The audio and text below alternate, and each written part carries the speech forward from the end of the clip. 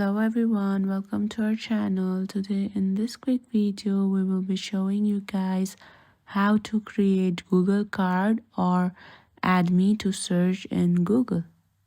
So without any further ado, let's start the process.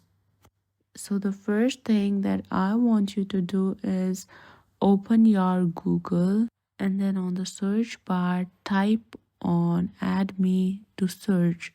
Here, select the Get Started option. After that, fill out the information accordingly. Then fill in your email, phone number, and other various things asked. Right after completion, select Preview. Then tap on Save. And that's it.